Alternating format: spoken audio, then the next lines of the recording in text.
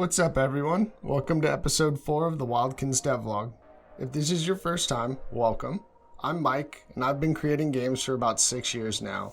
I currently have 2 games on Steam, which you can check out down below in the description. And this is my latest project, Wildkins, a mix of Pokemon and Animal Crossing. It's been about 5 months now since I started the project, and today we're going to go over the following.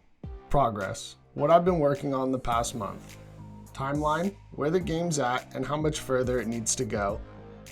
And personal challenges, some of the struggles and barriers that I seem to run into in each project as a solo dev. Starting with progress, we'll begin at the main island on the player's farm. The most simple feature, the egg hatching station. This takes in an egg and once ready to hatch produces a Wildkin. I added a wiggle effect for the egg when it's done, sweet and simple. I have unique eggs for all the Wildkin, but I'm in the process of setting that up. Farming in terms of functionality is done. You can plant, grow, and harvest. Plants will continue to grow even when you're offline. Currently, there's about 10 plants you can grow, all of which provide resources for a variety of craftables. The ability station is about 80% complete. You can learn, forget, and swap out moves. I've added the first version of the stable. This will allow you to store units that will give XP over time, even when the player is offline. I'm still working out the specifics for this, but I'm thinking you may have to provide food as payment.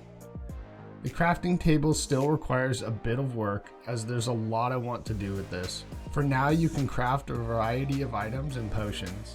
The 6 potions I have made increase a specific stat by 1.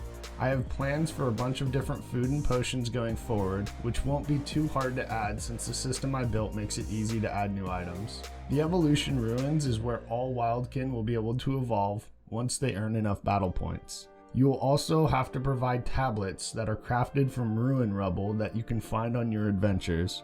Evolving Wildkin increases their stat base and also allows new moves to be learned. The first wilderness area is coming along nicely. The current plan is when you zone into a wilderness area, you'll be able to set the difficulty level. This influences loot and monsters found. Some levels will even include a boss fight. Building out this area and having them fully furnished is a lot of work. However, with having a large variation on what can be found in these areas, it really gives me a lot of value from building them out. I'm currently thinking of adding some sort of time limit to these areas, but we'll see. These will be the main method of gathering items in Wildkin. Going forward, this is where I plan to have a lot of my dev time.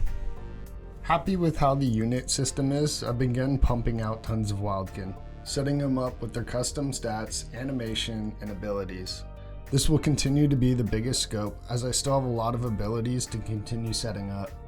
So far, there's about 20 Wildkin set up with around 20 abilities spread between them.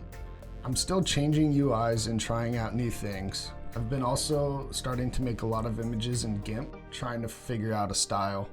All the UIs will be modified again, I'm sure, and I'm still shopping for some final game art for a lot of the items and buttons.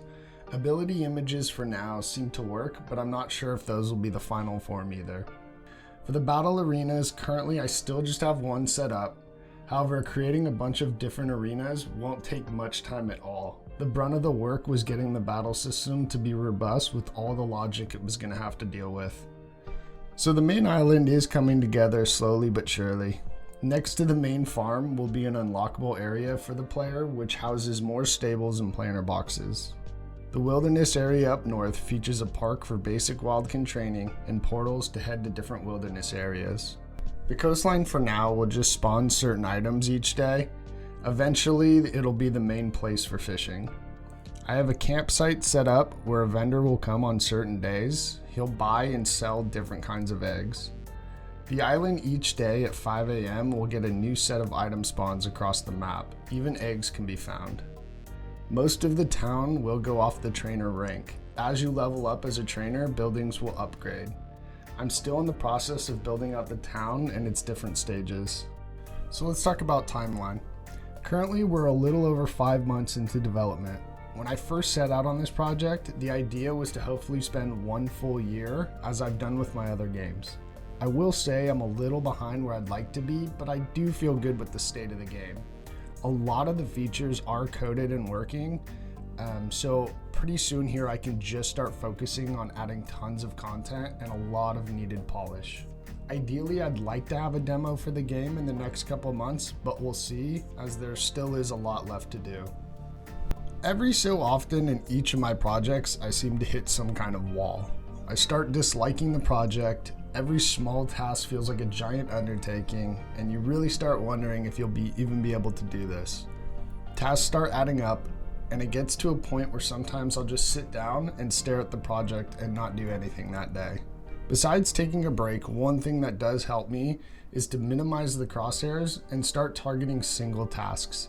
Even if it's a small task, the completion of this can lead to more, and these baby steps eventually add up to a noticeable progress in the game. It does help lift spirits, and I have had this help me quite a few times. No solution is perfect, and the hardest part about being a solo dev is you really are the only one to progress the project across multiple paths, and each roadblock is yours to fix no matter the hat.